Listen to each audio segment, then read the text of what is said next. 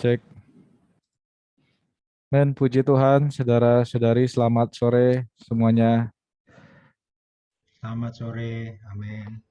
Amin. Puji Tuhan, saudara-saudari, kita sampai di dalam sidang penggenapan pelajaran yang ketujuh. Saudara-saudari, sebelum kita memulai sidang penggenapan sore hari ini, mari kita bisa open mic kita berdoa bergantian. Amin. Kita buka hati dan roh kita. Amin. Amin. Amen. Tuhan Yesus. Amen. Tuhan, kami cinta padamu, Tuhan. Sungguh berkati sidang penggenapan. Amin. Sekali lagi kami membuka bacaan kami, menikmati segala kekayaan firman Tuhan. Oh Tuhan, berkati setiap sesi sore hari ini, Tuhan.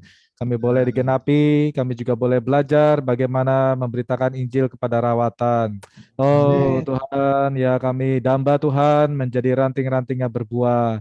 Oh Tuhan Yesus, kami mengasihi Tuhan. Amin. Ya Tuhan Yesus, terus genapi kami Tuhan. Ya. Berkati kami. Oh Tuhan Yesus, sehingga menjadi ranting-ranting yang Amen. berbuah. Oh Tuhan kami, sehingga kami, oh Tuhan, boleh mengekspresikan Engkau, boleh melayani Engkau.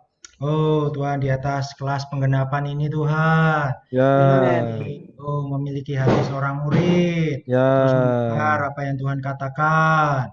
Oh Tuhan, mau terus berlatih, mau Tuhan terus genapi, sehingga di atas pelayanan kami, oh Tuhan, Kau dipuaskan. Oh, di atas pelayanan kami Kau berkenan. Amin. Tuhan Yesus. Amen. Tuhan Yesus. Sungguh kami membuka bejana kami padamu, Tuhan. Oh, sore ini perlengkapi kami, Tuhan, agar apa yang ada kurang dalam diri kami, Tuhan. Oh, boleh Tuhan genapi, hingga kami boleh menjadi saluran berkat yang besar. Oh, keperluan Tuhan hari ini. Tuhan, beri kami pengertian. Oh, ketika kami memasuki kelas kebenaran. Oh, juga dalam penggembalaan kami. Oh, boleh menginfuskan Tuhan dalam setiap orang yang kami gembalakan. Terima kasih Tuhan. Amin. Tuhan Yesus. Amen. Ya Tuhan Yesus. Amen. Amen. Tuhan Yesus. Amen. Puji Tuhan, saudara-saudari, mari kita mulai sesi kita yang pertama. Amen.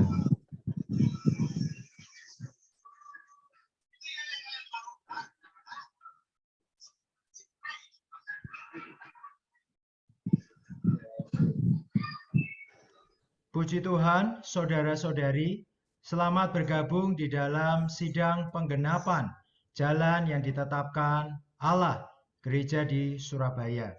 Sore ini, saudara-saudari, mari kita persiapkan hati dan roh kita, kiranya Tuhan terus melatih kita, terus menggenapi kita.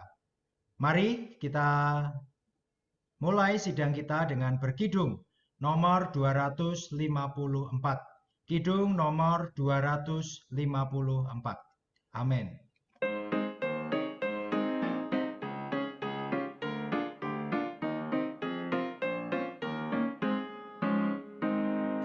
Bertahun-tahun mencari mata air yang tak pernah mengering.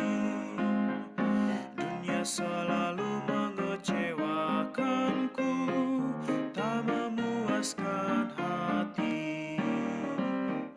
Pancaran tak kunjung kering ku sesap, sekarang ku minum sumber hayat. Sedap riang puas, tiada terhingga, sekarang ku minum sumber hayat. Tak lagi mengembara dalam dosa, mendapat sumber hayat. Cawan ria ini sungguh berlimpah, Kristus membebaskanku. Pancaran tak kunjung kering ku sesap, sekarang ku minum sumber hayat. Sedap riang puas, tiada terhingga, sekarang ku minum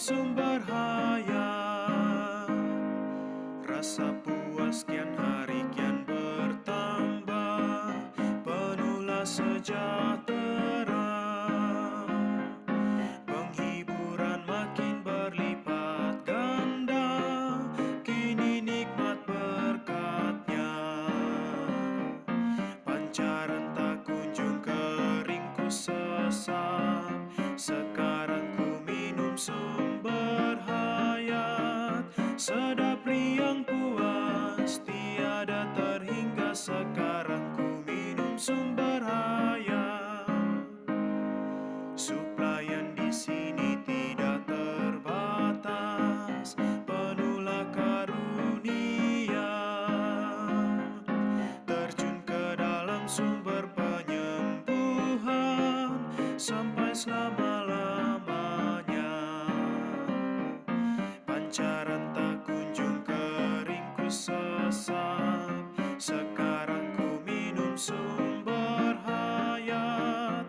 Sedap riang puas tiada terhingga, sekarang ku minum sumber hayat.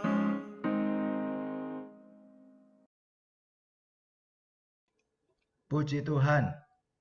Pancaran tak kunjung kering ku sesap, sekarang ku minum sumber hayat. Sedap riang puas tiada terhingga, sekarang ku minum sumber hayat. Amin. Mari saudara-saudari kita proklamirkan bersama-sama ya, bait ketiga keempat. Mari saudara-saudari dimanapun kita berada. Amin. Oh, rasa puas kian hari kian bertambah, penuh sejahtera, penuh sejahtera. berlipat ganda. Penghiburan makin berlipat berkatnya. berkatnya. Amin. Tidak terbatas. Pelayan di sini tidak terbatas. Oh, terjun ke dalam sumber penyembuhan, ke dalam sumber kesembuhan sampai selama-lamanya. Haleluya. Baik, saudara-saudari, kiranya kidung ini mengarahkan roh kita. Ya. Bagi siapa yang percaya kepada Tuhan, dari dalam hatinya akan mengalir aliran-aliran air hidup. Saudara-saudari, kita akan memasuki sidang penggenapan ya. Kita bersama-sama mempersiapkan hati kita. Mari saya pimpin di dalam doa. Tuhan Yesus, dapatkan hati kami Tuhan. Supaya hati kami sore ini Kau gembalakan. Kau bawa kami ke padang rumput. Kau bawa kami ke mata air hayat. Menikmati semua kelimpahan-Mu. Oh Tuhan, bela sidang penggenapan ini Tuhan. Menyegarkan kami, menggenapi, melatih, menyempurnakan kami. Terima kasih Tuhan. Amin. Puji Tuhan, saudara-saudari, kita akan bersama-sama memasuki pemberitaan yang mewahyukan bahwa Kristus adalah Roh. Saudara-saudari, sidang penggenapan ini, sesi penggembalaan, kita akan melihat bahwa minggu lalu selain Kristus adalah Roh, Kristus juga selain Kristus adalah Allah, hari ini Kristus adalah Roh. Saudara-saudari, ya di Yohanes 1 ayat 29 dikatakan, lihatlah anak domba Allah yang menghapus dosa dunia. Ya. Minggu lalu Kristus adalah Allah dan mengawali minggu ini Kristus adalah juru selamat kita. Yesus Kristus adalah Yehova menjadi keselamatan kita. Saudara-saudari, Yesus mati di atas kayu salib untuk merampungkan penebusan bagi kita. Dia adalah anak domba Allah itu. Dia telah menghapus dosa dunia. Hanya dialah satu-satunya yang layak menjadi anak domba yang menghapus dosa dunia.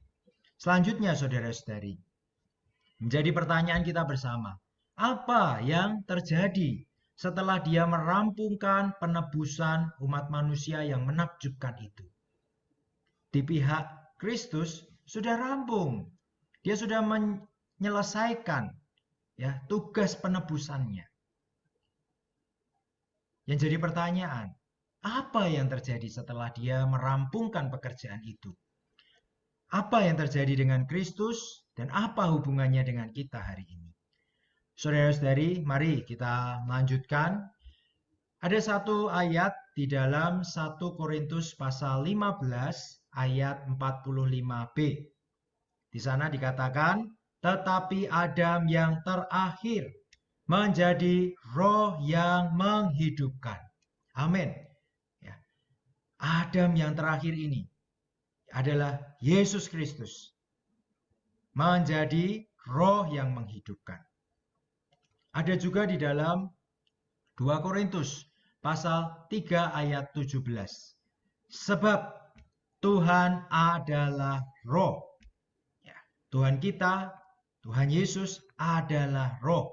Dan di mana ada roh Tuhan, di situ ada kemerdekaan.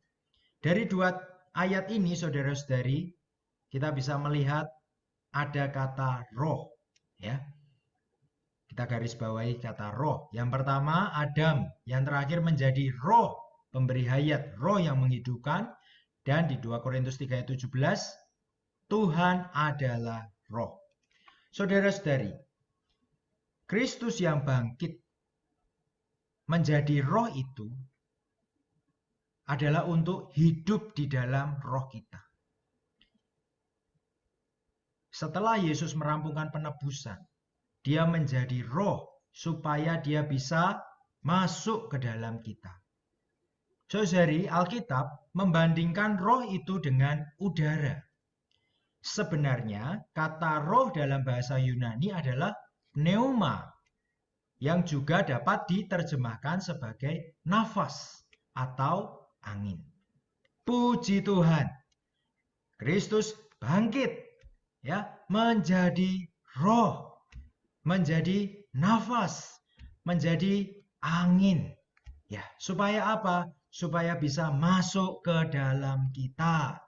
Amin. Dia adalah roh itu, hidup di dalam roh kita. Haleluya. Saudara-saudari, ini diwahyukan di dalam Yohanes pasal 20 ayat 22. Amin. Mari kita baca bersama-sama, saudara-saudari, dimanapun kita berada, ya, dalam kondisi mute. Amin. Sesudah berkata demikian, ia menghembusi mereka dan berkata, terimalah Roh Kudus. Amin. Mari saudara-saudari, kita ulang lagi ya. Amin. Sesudah berkata demikian, ia menghembusi mereka dan berkata, terimalah Roh Kudus. Oh Tuhan, terimalah Roh Kudus. Sore ini saudara-saudari, terimalah dia sebagai roh itu. Dia adalah roh yang mau masuk dalam roh kita, menghidupkan roh kita. Haleluya. Oh, sore ini Tuhan, kami mau menerima Engkau. Oh, Engkau adalah udara rohani kami. Oh, Engkau adalah nafas rohani kami. Kami perlu Engkau Tuhan. Amin. Saudara-saudari, dialah nafas hayat kita. Haleluya. Hari ini dan seterusnya, semoga kita bisa mengingat bahwa dia adalah udara. Dia ada dimanapun. Ya, dia siap untuk masuk dalam roh kita. Siap untuk bisa kita terima. Amin. Wah, ini satu pewahyuan yang sangat mustika ya saudara-saudari. Kristus kita menjadi roh pemberi hayat masuk di dalam roh kita. Amin. Saudara-saudari, ya, roh itu ketika masuk ke dalam kehidupan kita akan membuat kehidupan kita bermakna. Kehidupan kita ada artinya dan baru ada isinya. Di sana ini dikatakan bermakna dan penuh. Saudara-saudari, manusia itu seperti sebuah ban karet dan roh itu seperti udara. Ya, saudara-saudari, ban yang tidak ada udaranya bisa berjalan. Ya, istilahnya adalah ban kempes ya. Tetapi berjalannya mereka terseok-seok. Berjalannya ban itu terseok-seok dan berat sekali. Ya. Banyak orang hidup dengan kondisi demikian. Dalam kehidupan mereka tidak ada roh itu. Tidak ada isinya. Mereka tertekan. Mereka susah payah menempuh kehidupan yang bergejolak. Sangat tidak nyaman saudara-saudari memiliki ban yang kempes, kemudian melewati polisi tidur atau melewati jalan yang bergelombang. Sangat tidak nyaman. Saudara-saudari, inilah sebenarnya keperluan kita hari ini. Ya, keperluan kita adalah terus diisi oleh roh itu sebagai udara rohani kita. Saudara-saudari, perlu terus mengecek kondisi ban kita, ya, ban kehidupan kita. Apakah terisi oleh roh itu atau tidak? Karena itu paling baik saudara-saudari, kita terus terbuka kepada penyaluran dari roh itu, penyaluran dari Allah. Ya, kita terus tinggal ya di dalam pokok anggur, tinggal di dalam Dia, menerima penyalurannya. Kita terbuka sehingga kita bisa terimalah Roh Kudus. Ya, kehidupan kita adalah kehidupan yang terus terisi oleh roh itu. Amin. Puji Tuhan saudara-saudari. Ya. Selanjutnya, saudara-saudari, kehidupan kita adalah kehidupan yang terus berlanjut. Kita sedang menempuh satu perjalanan. Ya, saudara-saudari, Yesus telah menjadi roh pemberi hayat karena Dia tahu keperluan kita adalah supaya dihidupkan, supaya diisi.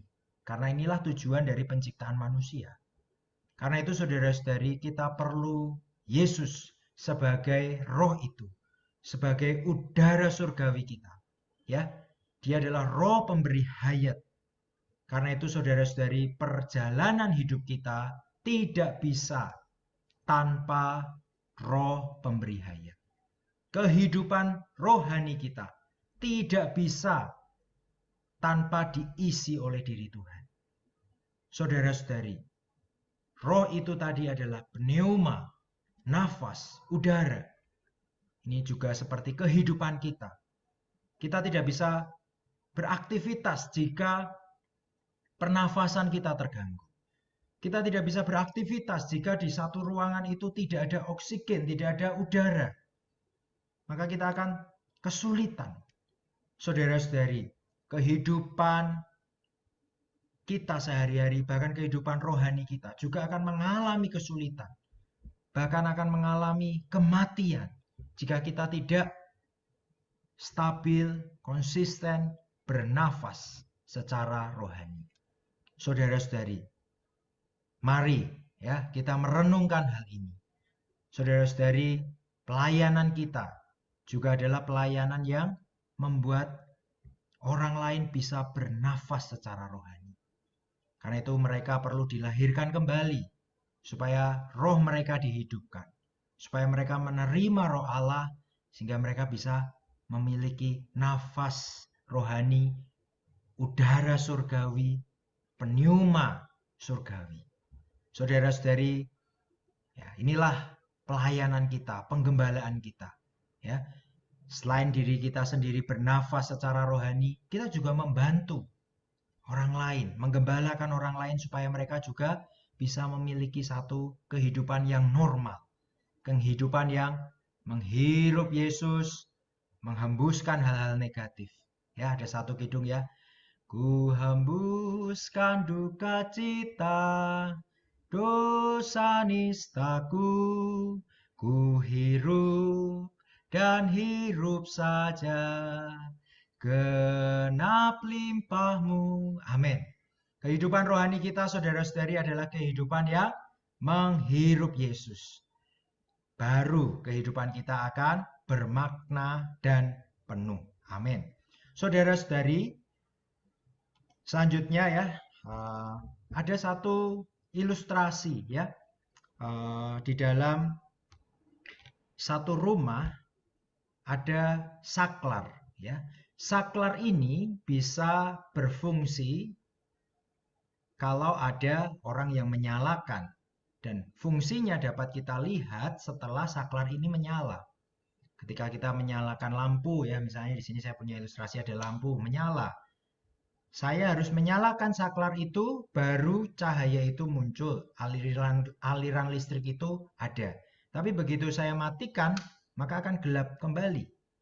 Saudara-saudari, roh itu adalah saklar di dalam kita, telah dipasang di dalam kita.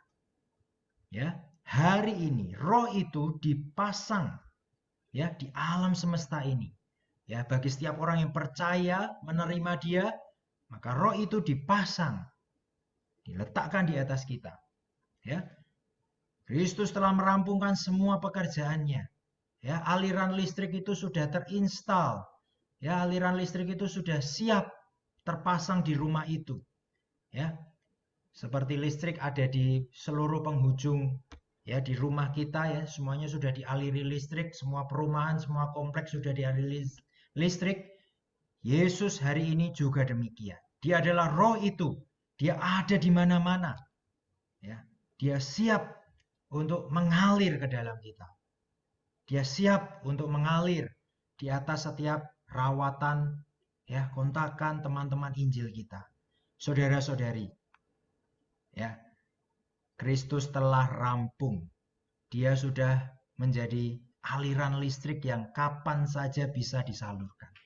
Namun saudara-saudari, kuncinya ya adalah harus ada saklar. Ya, saklar ini adalah roh itu. Bagaimana kita melatih diri kita untuk bisa menyalakan saklar itu? Saudara-saudari, mengalami semua apa adanya Allah melalui menyeru nama Tuhan. Oh Tuhan Yesus. Oh Tuhan Yesus. Oh Tuhan Yesus. Cetek. Ketika kita menyeru nama Tuhan, saudara-saudari, ya, saklar itu dinyalakan. Cahaya itu terlihat, terpancar. Kita bisa menikmati aliran listrik itu ya sebagai apapun. Ya, sebagai cahaya kita, mungkin kita menyalakan kipas ya, listrik itu menjadi udara, kita menyalakan kulkas, listrik itu menjadi yang mendinginkan, ya. Saudara-saudari, ketika kita melatih roh kita, menyeru nama Tuhan, menghidupkan saklar itu, puji Tuhan, Tuhan yang adalah roh itu siap tersalur. Dia akan menyalurkan semua apa adanya Allah. Puji Tuhan. Saudara-saudari, karena itu yang terbaik ketika kita menggembalakan orang, merawat orang. Saudara-saudari, ya, bukan formalitas menyeru nama Tuhan. Tetapi kita perlu mendampingi sampai benar-benar roh mereka menyala. Saklar rohani mereka hidup. Sehingga mereka bisa menikmati apa adanya Allah. Saudara-saudari, ini perlu latihan. Ya, mungkin hal yang sudah umum ketika kita mengatakan, ya, barang siapa yang menyeru nama Tuhan akan diselamatkan. Kita tahu ayat itu. Kita hafal ayat itu. Tetapi ini masih perlu latihan setiap hari, setiap waktu. Dalam segala kondisi. Ya, dia akan menyelamatkan kita di dalam kondisi apapun. Ya, karena itu kehidupan kita harus kehidupan yang menyalakan saklar. Jika tidak menyalakan saklar, maka kita tidak akan ada terang. Kita tidak akan mendapat manfaat dari apa yang Tuhan sudah rampungkan. Kehidupan kita gelap, kehidupan kita seperti ban kempes tadi, saudara-saudari. Karena itu perlu terus melatih roh kita menjamah saklar itu, ya, supaya Kristus dengan segala kelimpahannya yang hari ini adalah roh itu bisa tersalur di dalam roh kita. Amin. Mari saudara-saudari, ya, saya berhenti sebentar. Oh, kita seru nama Tuhan saudara-saudari. Kita ingat siapa teman, rekan, sasaran Injil, siapapun yang mungkin teringat di dalam pikiran kita, teringat yang jadi doa kita selama ini. Saudara-saudari, mari Tuhan, kapan orang itu bisa menyeru nama Tuhan? Kapan saya bisa bertemu dengan dia? Mungkin hanya untuk menyeru nama Tuhan saja. Hanya untuk membawa dia mengenal bahwa Yesus telah tersedia, siap dipakai. Oh Tuhan Yesus, mari renungkan sejenak saudara-saudari. Ya, kita sambil menyeru nama Tuhan. Oh Tuhan, semua apa adamu Tuhan. Oh, bisa kami nikmati. Oh, melalui kami menyeru namamu. Oh Tuhan Yesus. Oh Tuhan Yesus. Amen. Oh Tuhan Yesus. Amen. Oh Tuhan Yesus. Ya, amin. Kaulah nafas hayatku. Amin. Oh Tuhan Yesus. Amen. Ku hirup Engkau Tuhan. Yesus. Oh Tuhan Yesus. Amin. Engkau ada di mana saja. Amin. Engkau tersedia kapan saja. Amen. Oh Tuhan Yesus. Tuhan ingat saudara A. Amen. Tuhan ingat saudari B. Tuhan ingat saudara-saudari ini Tuhan. Amen. Oh supaya mereka juga bisa menghirup Engkau. Amin. Menerima Engkau. Oh Tuhan Yesus. Amen. Oh Tuhan Yesus. Ya. Amin. Saudara-saudari, ya. Semoga kita punya kesempatan ya bisa menyalurkan Kristus. Semoga setiap perawatan, kontakan, sasaran Injil kita, mereka bisa menyeru nama Tuhan. Mereka melihat wahyu yang terbuka bahwa Yesus hari ini berkata, terimalah Roh Kudus. Yesus hari ini adalah Roh pemberi hayat. Yesus adalah Roh itu yang telah tersedia, telah siap mengisi roh kita, membuat hidup kita bermakna dan penuh. Amin. Saudara-saudari, ada satu ilustrasi yang lain, ya. Mengapa Allah yang maha mulia itu harus menjadi manusia Yesus yang terhina, tersiksa, menderita, dan sekarang juga menjadi Roh pemberi hayat. Kita melihat bahwa Allah melewati semua proses ini untuk mendapatkan kita, untuk mengisi kita.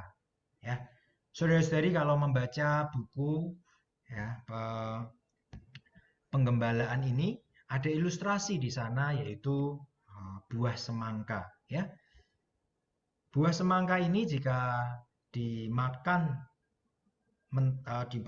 utuh ini akan menyiksa ya dan pasti repot ya.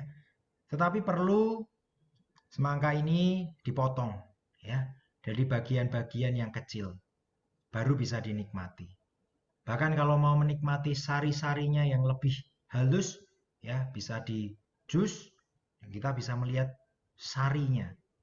Nah, sarinya ini bisa langsung terserap di atas tubuh kita. Sangat mudah. Hari ini Yesus menjadi Roh pemberi hayat supaya mudah kita serap. Supaya mudah kita nikmati. Saudara-saudari, kita tinggal seru namanya. Hanya seru namanya, dia akan masuk.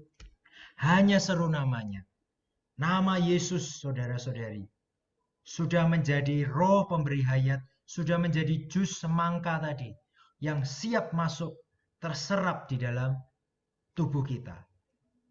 Terserap di dalam kehidupan kita.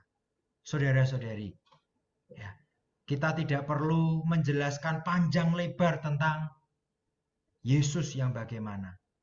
Kalau memang ya saudara-saudari tersebut lapar dan haus akan kebenaran firman, ya mungkin kita bisa bertahap kita jelaskan.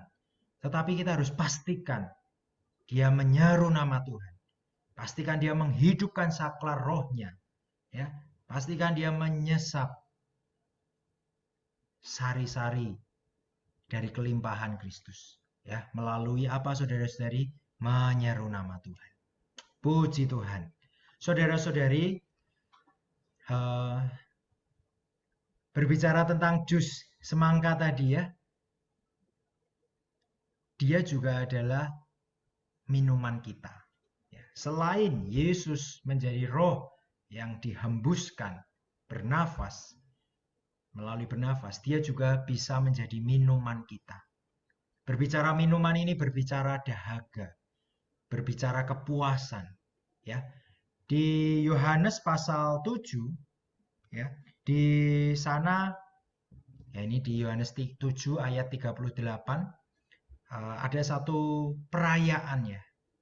Di sana kita melihat kehidupan manusia adalah kehidupan yang selalu tidak dipuaskan. Di sana ada pesta. Dalam Injil Yohanes ada perayaan keagamaan terbesar pada hari itu. Dan kemudian Yesus berdiri dan berkata, siapa yang haus, ya, berdiri, baiklah ia datang kepadaku dan minum.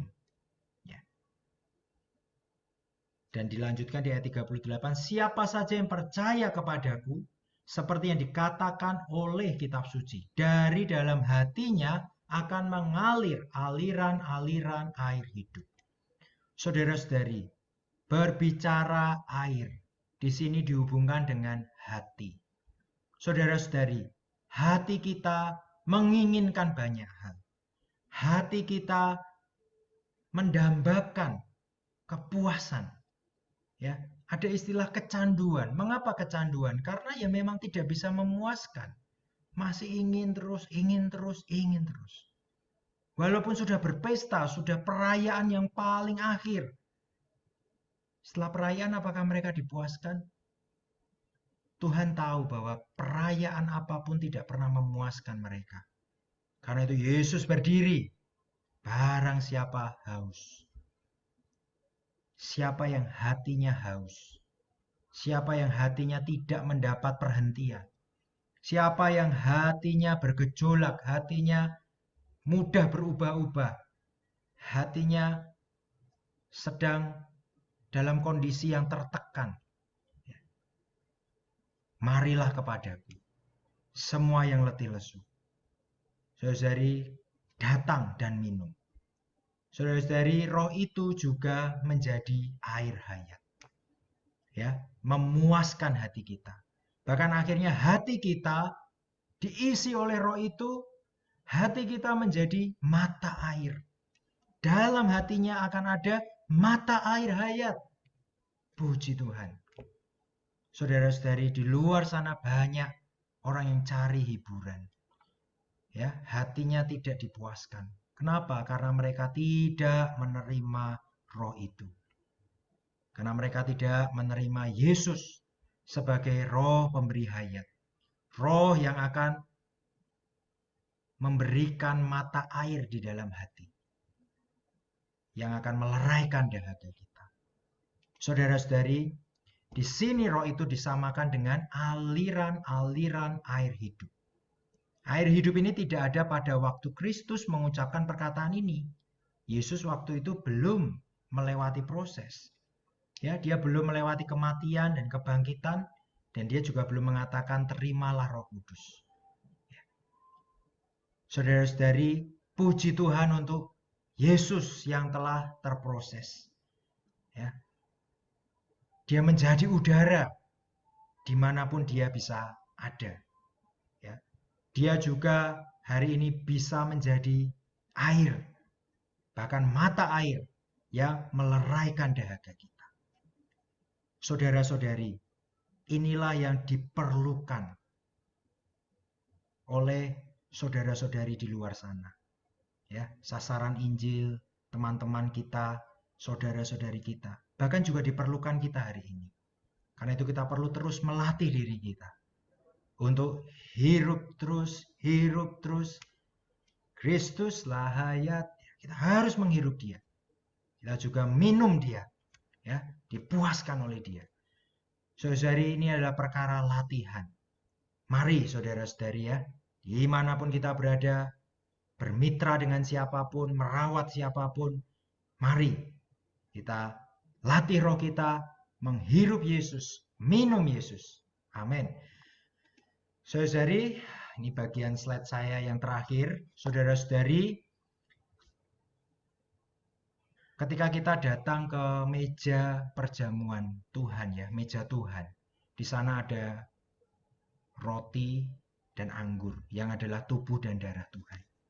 Saudara-saudari, roti yang satu itu telah dipecah-pecahkan.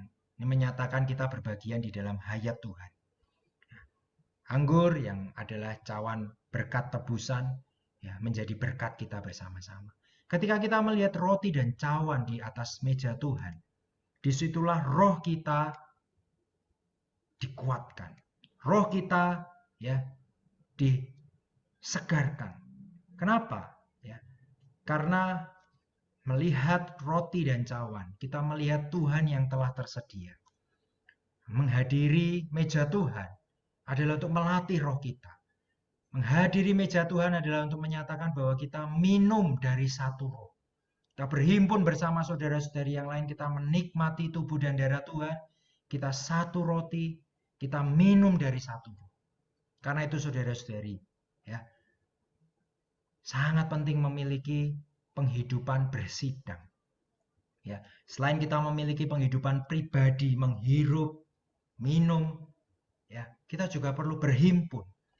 Ya, karena bersama-sama dengan saudara-saudari yang lain kita diberi minum dari satu roh itu.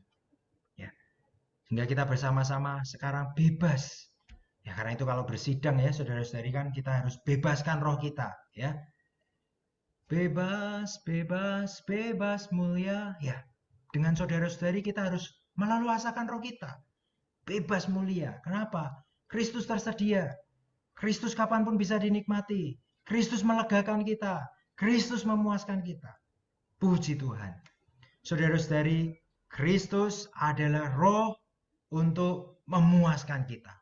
Kristus adalah roh untuk mengisi kita dengan penuh. Puji Tuhan. Baik, saudara-saudari, perkataan saya mungkin terbatas. Saudara-saudari bisa membaca kembali ya buku Kristus adalah Roh, ya. Dan saya percaya saudara-saudari ini bukan hanya pengetahuan, bukan hanya beri paham, tapi kita harus perlu mengecapnya setiap hari, setiap waktu. Amin. Puji Tuhan, saudara-saudari, mari saya pimpin di dalam doa. Semoga Kristus adalah Roh ini menjadi real bagi kita semua. Amin. Tuhan, terima kasih Kau adalah Kristus yang telah melewati proses untuk menjadi Roh itu. Berhembus masuk dalam roh kami, bahkan di dalam hati kami menjadi mata air yang meleraikan setiap dahaga kami. Tuhan, pakai kami Tuhan, juga bisa menyalurkan pneuma surgawi itu kepada orang-orang di sekitar kami. Sehingga mereka juga bisa dipuaskan. Hati mereka memiliki mata air hayat, mereka juga lerai dahaganya. Terima kasih Tuhan, kami serahkan pengalaman, kehidupan rohani kami ke depan, supaya kami menjadi orang-orang yang terus menyeru nama Tuhan. Bersama-sama dengan orang yang murni hatinya. Kami berhimpun dengan saudara-saudari yang lain, bersama-sama terus menikmati Engkau. Terima kasih Tuhan Yesus, mulia bagi Tuhan. Amin. Puji Tuhan, selanjutnya saya serahkan kepada host untuk melanjutkan ke sesi berikutnya. Amin.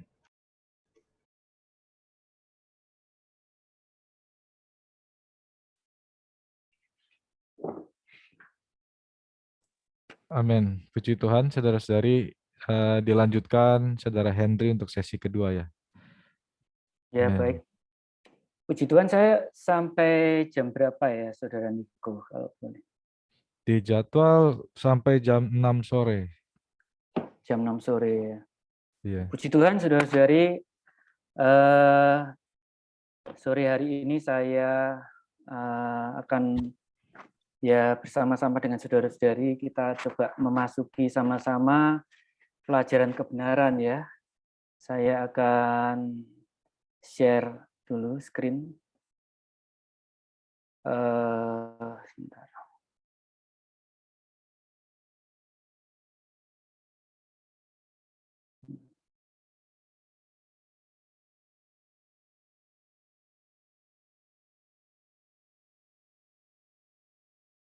Iya.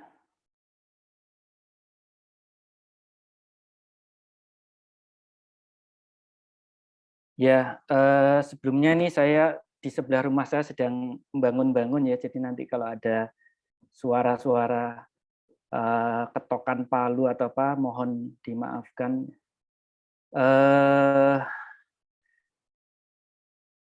Sebelum kita masuk dalam pelajaran kebenaran yang ketujuh ini, mari kita sama-sama doa dulu ya.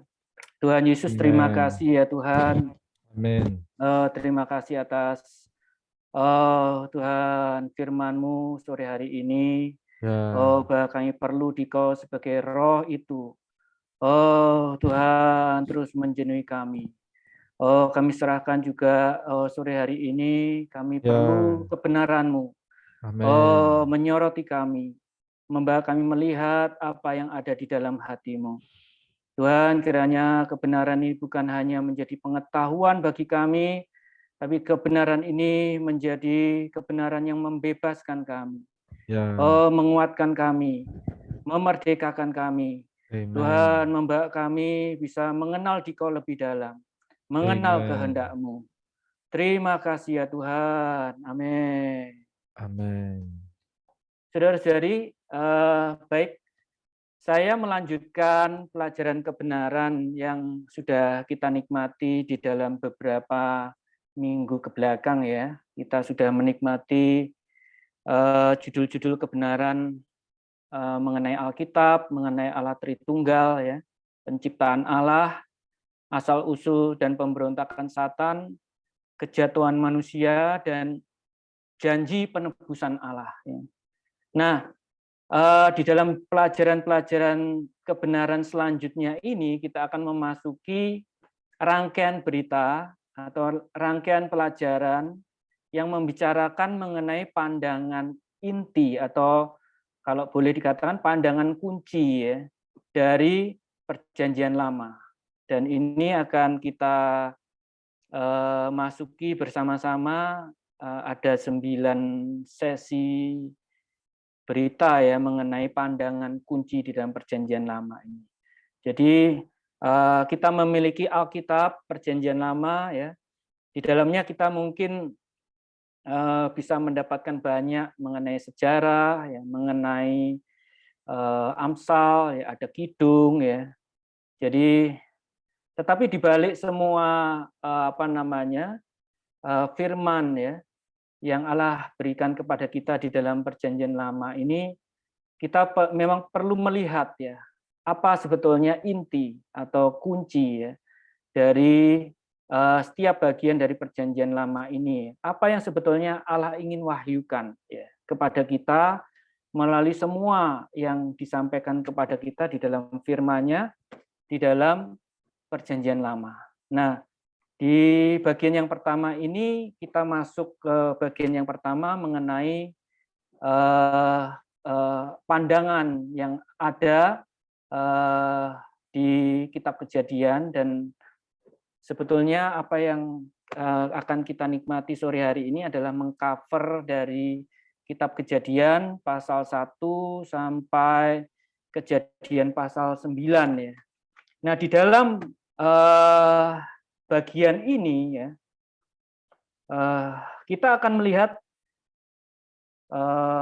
beberapa nama atau tokoh ya di dalamnya itu sesungguhnya di atas diri orang-orang ini yang merupakan subjek yang dibicarakan di dalam Kejadian pasal 1 sampai 9 ini, itu memperlihatkan kepada kita ya apa yang Allah mau kerjakan ya, atau apa yang ada di dalam diri Allah yang ingin diwahyukan kepada kita.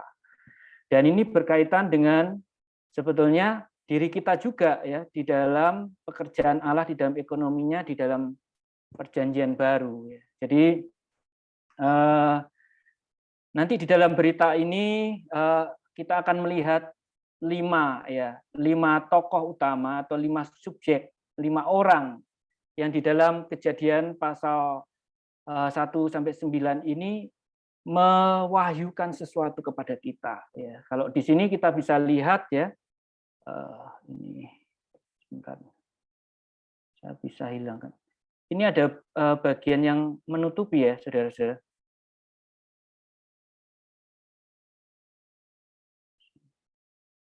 Gimana kok?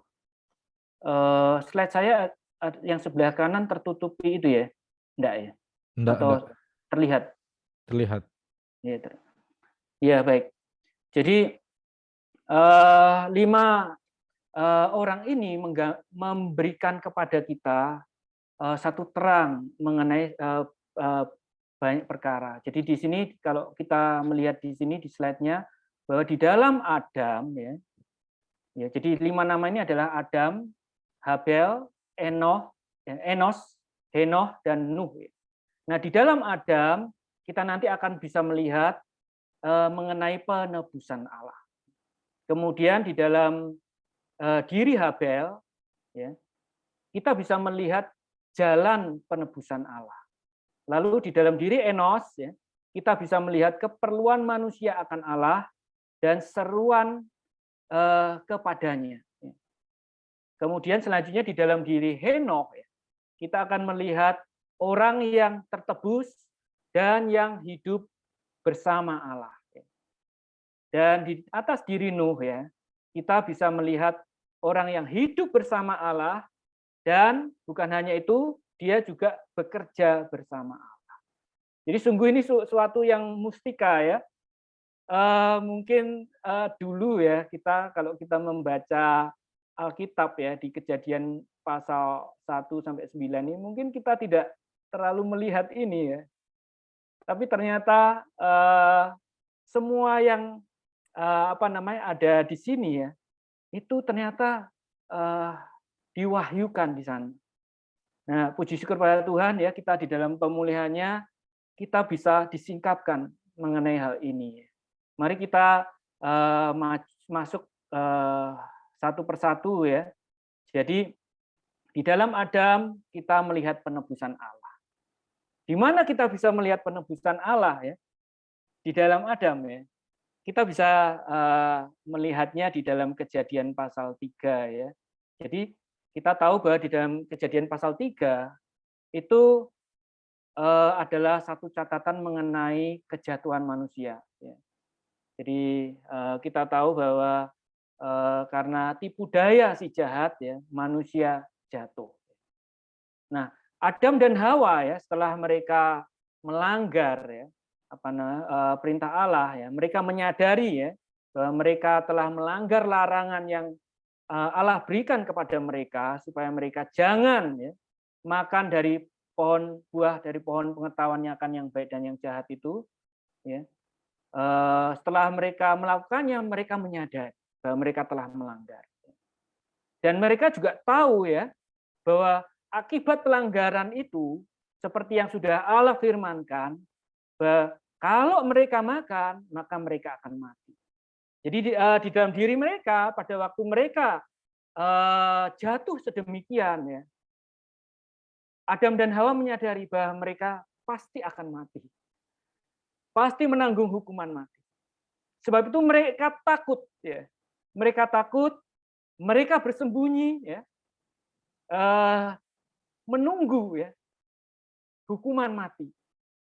Jadi dan pada waktu itu dalam catatan Alkitab dikatakan bahwa bagaimana bahwa mereka mengetahui dirinya telanjang ya. diri mereka yang berdosa itu terekspos. Daging mereka ini terekspos. Lalu mereka bagaimana? Mereka mencoba menutupi diri mereka yang berdosa ini, yang sudah jatuh dalam dosa ini, dengan apa? Dengan membuat cawat dari daun pohon ara, untuk menutupi diri mereka yang berdosa. Nah, pada waktu itu kemudian kita juga tahu di dalam kitab Kejadian, Allah datang mencari mereka, bertanya, di manakah engkau? Di sini Allah datang di dalam pemikiran Adam dan Hawa, tentu saja mereka merasa bahwa pasti Allah datang akan mengumumkan hukuman mati.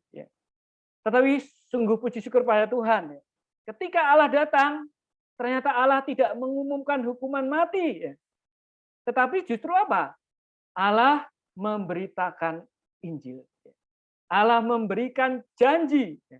Oh, ini sungguh satu kabar yang gembira yang didengar oleh Adam dan Hawa.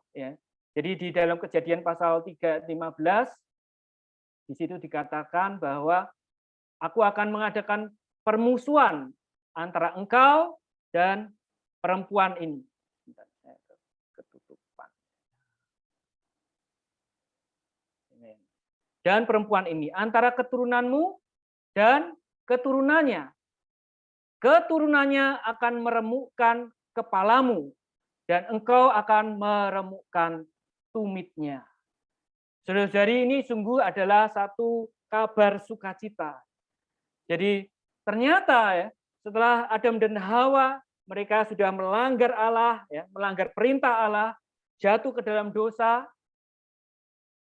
Allah tidak kemudian menghukum mereka, tetapi justru Allah memberikan satu janji bahwa perempuan itu akan memiliki keturunan, bahwa keturunan ini akan meremukkan kepala si ular yang telah membuat mereka jatuh di dalam dosa. Jadi ini sungguh adalah satu Injil, satu kabar sukacita. Kalau mereka mati, tidak mungkin ada keturunan. Artinya apa? Mereka tidak mati, mereka bisa menghasilkan keturunan. Ini menunjukkan bahwa mereka hidup. Sebab itu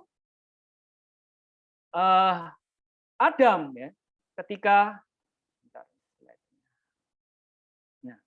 ketika Adam mendengar hal ini, Adam langsung percaya. Adam percaya dengan spontan. Bagaimana? Dia di dalam Kejadian pasal 3 ayat 20 sampai 21 dikatakan manusia itu, atau di dalam bahasa aslinya kata manusia sebetulnya Adam, memberi nama Hawa kepada istrinya. Saudara-saudari, Hawa artinya adalah hidup. Jadi artinya apa? Ketika pada waktu Adam mendengar Allah menyampaikan Injil, kabar gembira yang sedemikian, Adam percaya dan dia langsung berkata, hidup. Oh, ini adalah satu Injil. Artinya apa? Melalui Injil ini kemudian bagaimana? Setelah Adam percaya, Allah membenarkan mereka. Di mana kita bisa melihat Allah membenarkan mereka, yaitu Allah menutupi mereka. Jadi di sini di ayat 21 bagaimana? Dikatakan, dan Tuhan Allah membuat pakaian dari kulit binatang untuk manusia dan untuk istrinya itu, lalu mengenakannya kepada mereka. Tadinya mereka mencoba menutupi diri mereka yang berdosa itu dengan cawat dari pohon ara. Tapi kemudian Allah di sini bagaimana? Allah menggantinya dengan membuatkan satu pakaian dari kulit binatang. Ini artinya apa? Allah membenarkan mereka.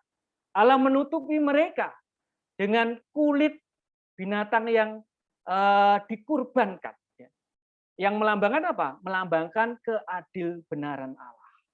Menggantikan cawat dari daun pohon ara yang merupakan hasil perbuatan diri mereka sendiri. Yang ini adalah melambangkan perbuatan diri manusia yang mencoba membenarkan diri di hadapan Allah. Saudara-saudari, dari sini kita bisa melihat bahwa Adam dan Hawa mengalami apa? Penebusan Allah yang diantisipasi. Jadi diantisipasi ini artinya apa? Penebusan ini seharusnya akan dirampungkan 4.000 tahun yang kemudian, tetapi Allah sudah membawa manusia yang pertama yang jatuh dalam dosa ini mengalami penebusan ini. Jadi saudara-saudari, puji syukur pada Tuhan ya. Dari sini kita bisa melihat bagaimana ya di dalam diri Adam kita bisa melihat penebusan Allah. Jadi penebusan ini adalah melalui penggantian oleh kurban yang berdarah. Saudara-saudari, orang dosa yang jatuh ya harus mati, harus menerima hukuman kematian. Oleh sebab itu, bagaimana ya Allah menebus mereka? Maka perlu ada yang mati, yang darahnya ditumpahkan, ya, yang menjadi pengganti.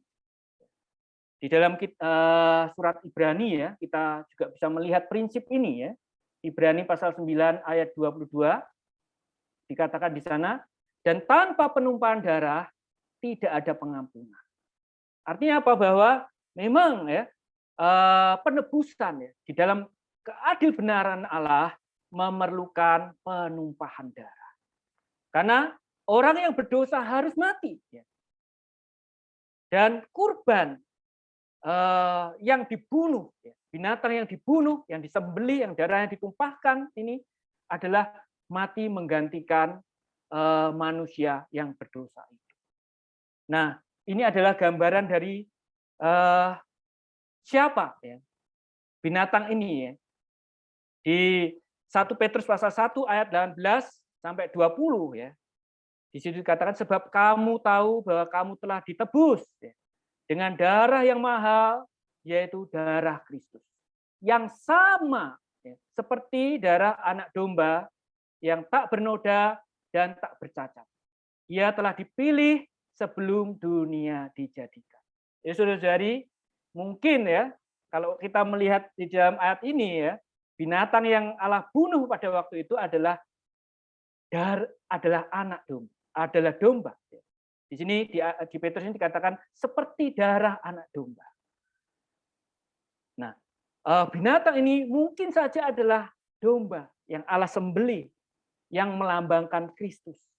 Dia ketika Kristus mati di atas kayu salib ya, dia menjadi kurban, menggantikan kita, ya. Mati menanggung hukuman dosa kita, ya.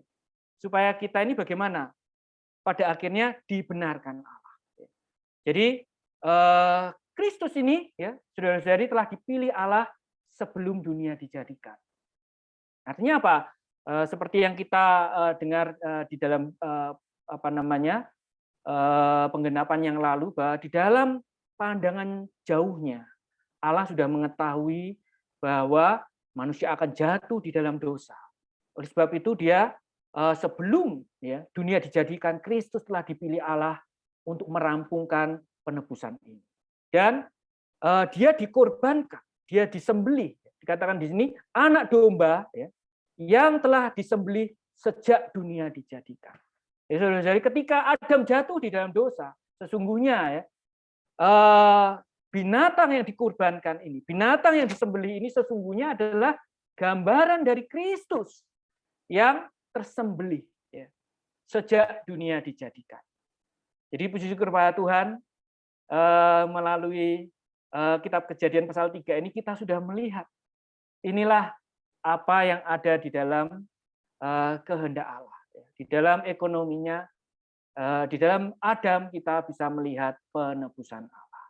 Nah, bagaimana Adam ini mengalami penebusan? Yaitu melalui kesatuan ya dengan kulit penutup ini. Sudah, darah dicurahkan adalah untuk menebus.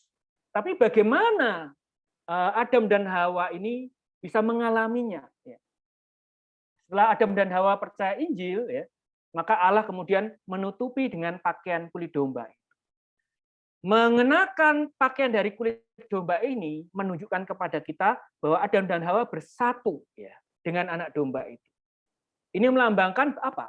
Melambangkan orang dosa ini bersatu dengan penggantinya.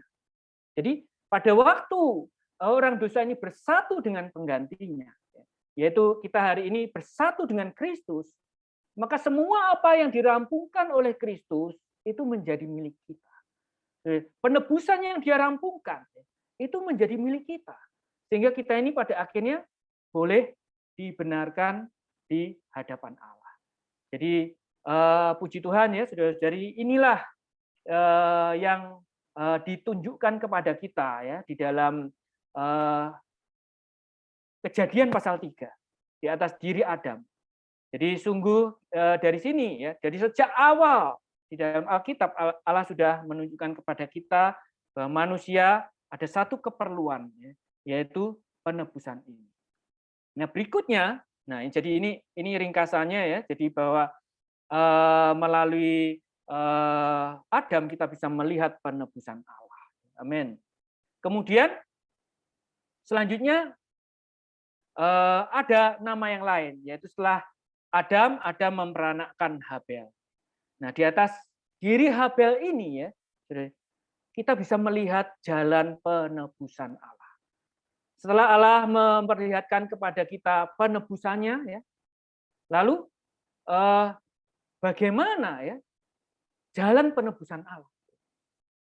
Ya, jadi dari sini kita bisa melihat Habel. Di atas diri Habel kita melihat jalan penebusan Allah, yaitu diperkenan oleh Allah melalui kurban persembahan. Jadi kalau kita lihat di dalam Perjanjian Lama ya, jadi Habel ini ya, dia adalah seorang yang bekerja dan hidup bagi Allah. Dia adalah seorang peternak domba. Dari mana kita bisa tahu bahwa Habel ini dia bekerja dan hidup bagi Allah? Saudara-saudari, kita tahu bahwa di masa itu ya, pada masa Habel itu manusia ini belum makan daging. Jadi kalau kita baca di dalam kitab Kejadian pasal 29 ya, pasal 1 ayat 29, di situ Allah itu berfirman kepada manusia ya, kepada Adam ya, dan Hawa, segala tumbuh-tumbuhan yang berbiji di seluruh bumi ini dan segala pohon-pohonan yang buahnya berbiji itulah akan menjadi makanan. Jadi pada waktu manusia diciptakan ya, makanan yang disediakan oleh Allah kepada manusia ini adalah berasal dari tumbuh-tumbuhan. Ya. Manusia belum makan daging. Manusia baru makan daging setelah air bah. Itu ada di dalam setelah zaman Nuh. Jadi kalau begitu ya, di sini kita melihat Habel ini memelihara kambing domba, memelihara domba. Jadi Habel ini memberi makan domba-domba itu bukan untuk keberadaan untuk memelihara kelangsungan hidupnya, ya. Bukan untuk keberadaannya. Kain dia menjadi petani ya. Dia bercocok tanam. Dia mendapatkan hasil dan hasil itu adalah bagi dirinya ya. Tetapi kalau kita melihat Habel ya, dia menggembalakan domba dengan satu tujuan untuk apa? Dia tidak makan dagingnya. Lalu untuk apa? Yaitu Habel menggembalakan domba ini adalah bagi Allah ya, bagi kepuasan Allah di dalam jalan Allah. Nah pada akhirnya bagaimana mereka manusia yang mula-mula ini ya, mereka menyembah Allah ya, dan mereka menyembah Allah ini dengan cara bagaimana? Mereka mempersembahkan sesuatu kepada Allah. Nah di dalam kitab Kejadian ini kita melihat Habel melihat jalan keselamatan atau jalan penebusan yang seturut dengan jalan keselamatan Allah. Jadi di dalam Kejadian pasal 4 ayat 4 di situ dikatakan Habel juga mempersembahkan kurban persembahan dari anak sulung kambing dombanya, yaitu lemak-lemaknya. Sebelumnya Kain mempersembahkan apa? Mempersembahkan dari hasil bumi. Ya. Saudara-saudari, ini menunjukkan kepada kita bagaimana bahwa Habel ya, dia melihat jalan penebusan, melihat penebusan Allah, dan dia mempersembahkan kurbannya menurut ya, jalan penebusan Allah. Kita bisa tahu ini dari mana? Di Ibrani pasal 11 ayat 4, di situ dikatakan karena iman. Tentu saja dari sini kita bisa tahu ya bahwa Habel pasti mendengarkan perkataan dari orang tuanya, dan melalui perkataan ya pemberitaan dari orang tuanya ini Habel ada iman. Oleh sebab itu dia bagaimana? Dia menempuh satu penghidupan yang khusus sedemikian ya. Dia tidak hidup seperti kakaknya Kain ya, tapi dia hidup menggembalakan kambing domba. Supaya apa? Supaya dia bisa mempersembahkan kepada Allah satu korban yang lebih baik daripada kurban Kain ya, kakaknya. Kurban ini adalah kurban yang seturut dengan apa yang Allah wahyukan kepada orang tuanya. Jadi Habel ya, mempersembahkan kurban menurut jalan keselamatan Allah. Menurut apa yang dia lihat pada orang tuanya. Dia menyadari bahwa dirinya adalah orang yang jatuh dalam dosa, orang yang memerlukan kurban yang berdarah yang tertumpah ya, memerlukan kulit yang menutup ya, menutupi dirinya agar bisa dibenarkan oleh Allah ya, seperti apa yang dialami oleh orang tuanya ya.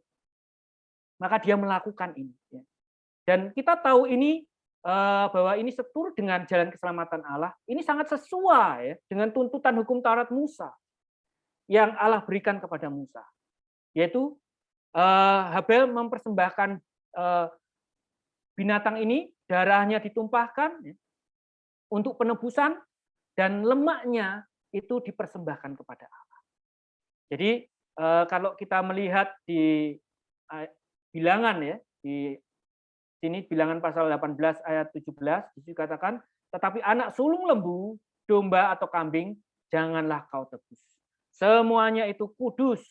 Darahnya haruslah kau siramkan pada mezbah, dan lemaknya kau bakar sebagai korban api-apian, menjadi bau yang menyenangkan bagi Tuhan. Kita tahu bahwa di dalam Kejadian pasal 4 ayat 4 ini, Habel mempersembahkan anak sulung. Ini sangat sesuai dengan apa yang diwahyukan oleh Allah kepada Musa.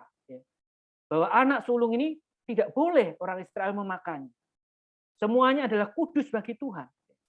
Dan dipersembahkan di atas mezbah untuk menjadi persembahan.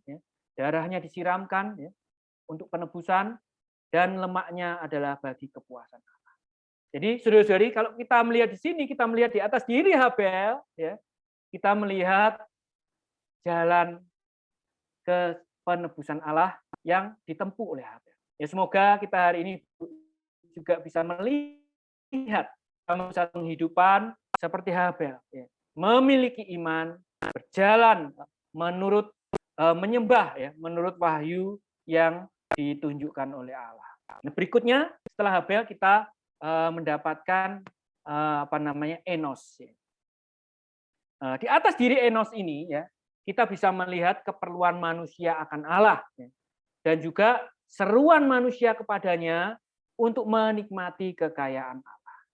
Saudara-saudari, di Kejadian pasal 4 ayat 26 ya, di situ dikatakan lahirlah seorang anak laki-laki bagi Set juga, dan anak itu dinamainya Enos ya.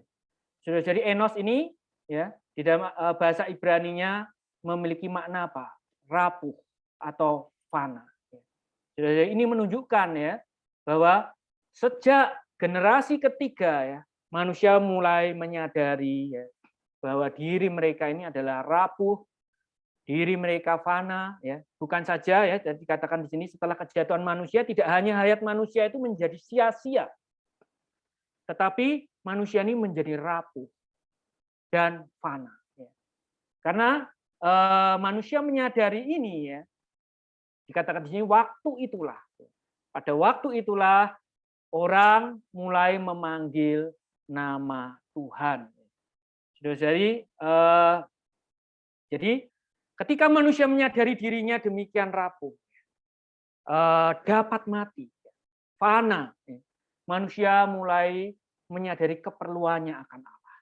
Nah, karena dia menyadari keperluannya akan Allah, manusia ini mulai berseru kepadanya. Saudara-saudari, nama Tuhan, Tuhan ini kalau di dalam bahasa aslinya ya, kalau saudara-saudari membaca di Alkitab LAI ya, semua terjemahan Tuhan dalam huruf besar ini semua ya, itu sebetulnya artinya bahasa Ibraninya adalah Yehova. Jadi mereka mulai memanggil nama Yehova. Yehova ini artinya apa? Keluaran pasal 3:14 kita tahu bahwa nama Yehova artinya adalah aku adalah. Atau di terjemahan LAI dikatakan aku adalah aku. Yehova adalah sang aku adalah. Ini adalah nama Allah yang sebutan Allah ketika Allah ini mulai menjalin hubungan yang intim dengan manusia. Kita bisa menemukan sebutan Allah sebagai Yehova ini kita temui mulai dari Kejadian pasal 2 ya. Jadi ketika Allah menjalin hubungan dengan manusia, dia mewahyukan dirinya sebagai Yehova, sebagai sang aku adalah. Dia adalah apa? Dia adalah sang kekal. Dia ada dari dahulu, ada sekarang dan sampai akan datang. Dia adalah sang kekal itu. Ketika manusia menyadari mereka rapuh dan fana, ya, sejak generasi ketiga mereka mulai berseru kepada nama Yehova. Mereka tahu mereka perlu diri Allah, diri sang aku adalah itu. Mereka datang kepada Allah yang demikian dekat, Allah yang mau menjalin hubungan dengan manusia. Dan ini terus berlanjut, saudara-saudari. Ini dipraktekkan terus sampai kita tahu bagaimana. Sampai pada orang-orang kudus di dalam zaman Perjanjian Baru. Ya, saudara-saudari, kita di dalam 1 Korintus pasal 1 ayat 2 dikatakan kepada jemaat Allah di Korintus dan semua orang di segala tempat yang berseru kepada nama Tuhan kita Yesus Kristus, yaitu Tuhan mereka dan Tuhan kita. Saudara-saudari, hari ini kalau kita ada keperluan ya, manusia kita tahu diri kita ini rapuh. Ya. Kita ada satu keperluan, kita perlu datang kepadanya. Jadi saudara menyeru nama Tuhan supaya bagaimana? Supaya kita bisa menikmati Dia sebagai Sang Yehova, Sang yang adalah segala sesuatu bagi kita. Saudara, inilah jalannya.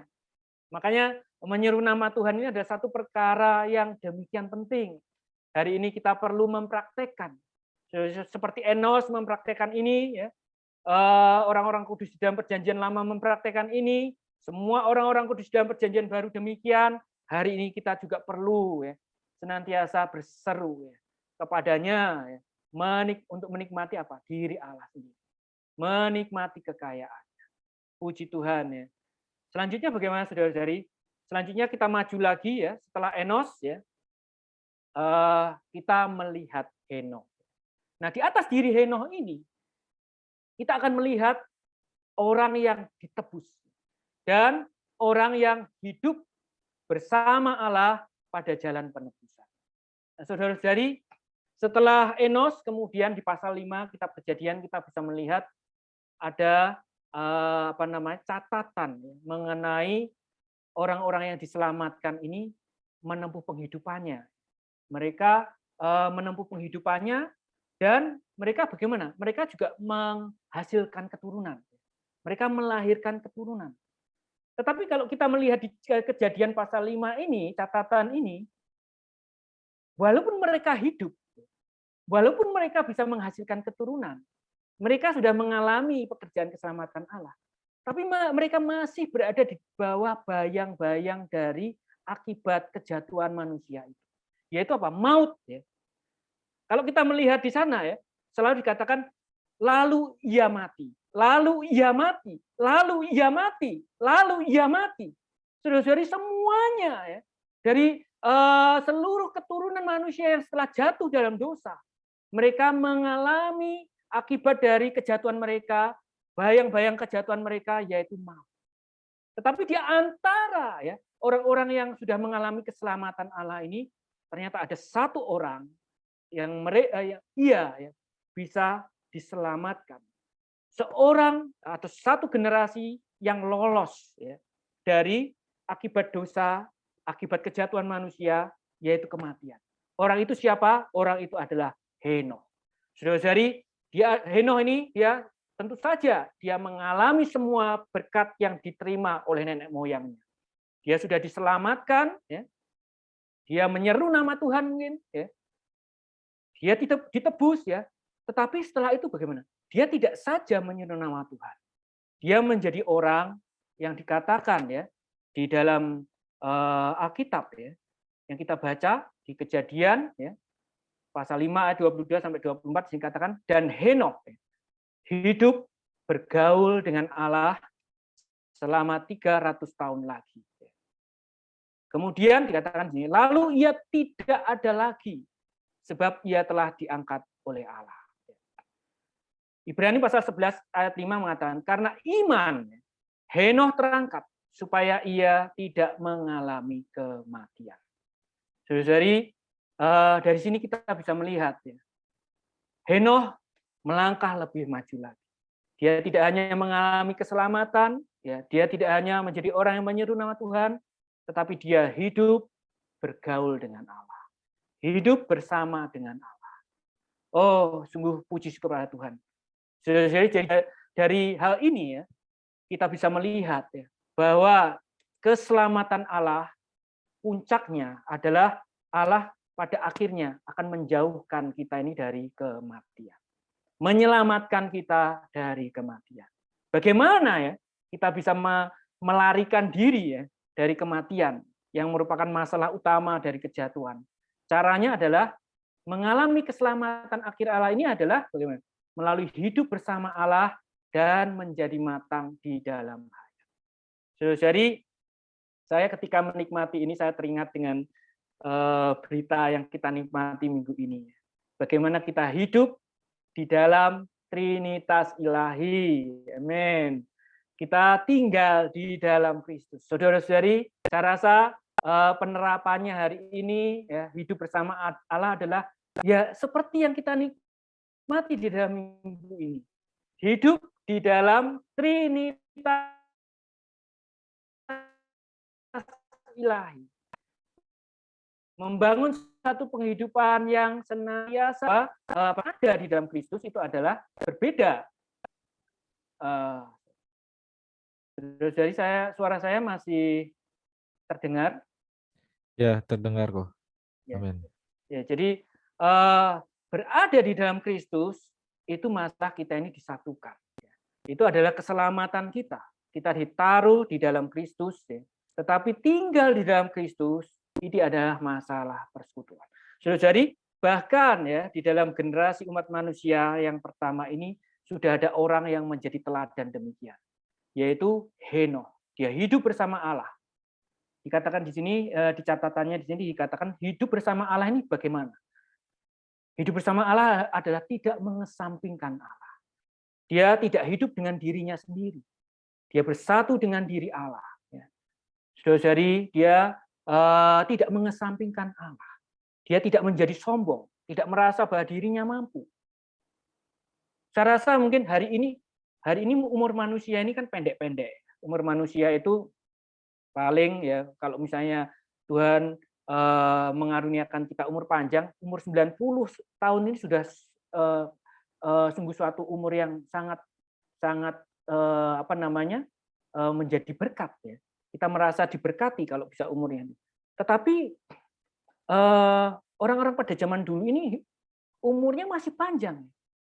Tetapi Henokh ketika manusia demikian mereka tahu diri mereka rapuh.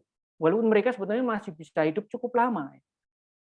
Henokh tidak sombong, tidak menjadi sombong, tidak merasa dirinya mampu. Dia tidak melakukan sesuatu menurut konsepsi dan keinginannya sendiri. Atau dia tidak hidup menurut zaman di mana dia hidup.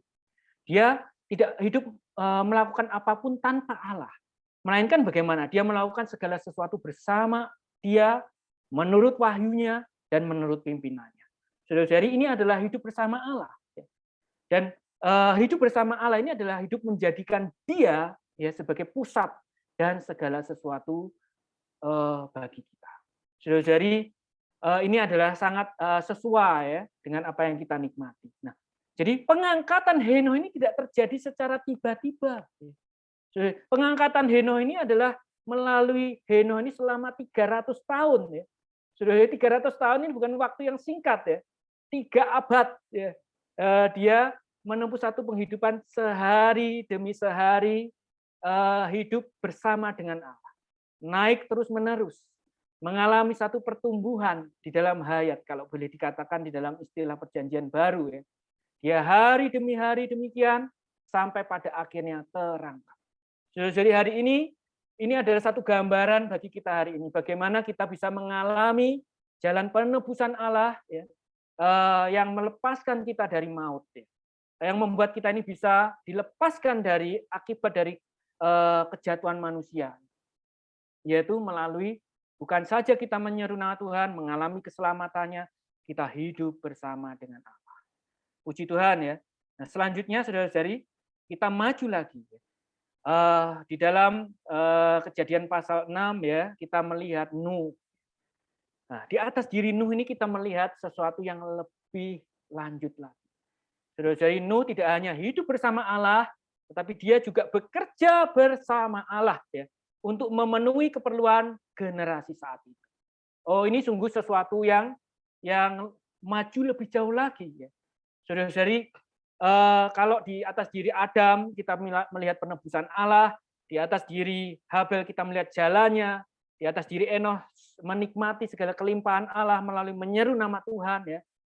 Di atas diri Henokh kita melihat orang yang bergaul dengan Allah. Di atas diri Nuh ya, kita juga melihat orang yang hidup bergaul dengan Allah, hidup bersama dengan Allah. Saya yakin Nuh ini ya adalah orang yang mewarisi ya dan melanjutkan semua berkat rohani yang dia terima dari nenek moyang. Diselamatkan, menyenangkan Allah, berseru kepada Allah, menikmati semua yang dia miliki dan hidup bersama. Tetapi tidak saja demikian ya. Nuh pada akhirnya karena dia menempuh satu penghidupan yang demikian, dia menemukan kasih karunia ya. Dia hidup bersama Allah oleh iman, mewarisi keadilbenaran, Allah berkenan kepadanya.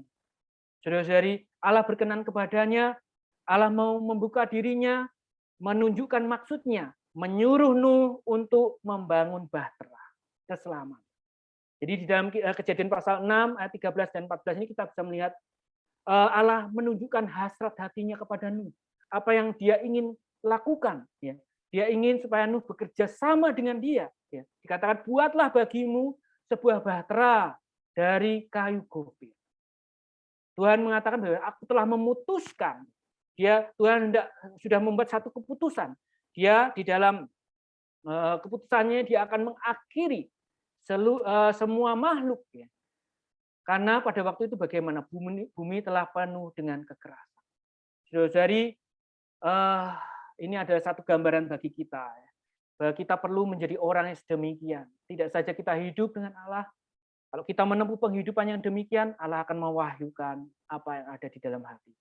Allah ingin supaya kita ini pada akhirnya juga bekerja sama dengan Dia. Hari ini kita di tengah-tengah pemulihan Tuhan, kita melihat apa yang menjadi hasrat hati Allah. Apa yang mau Allah rampungkan. Dia ingin membangun gerejanya. Dia ingin membangun tubuhnya.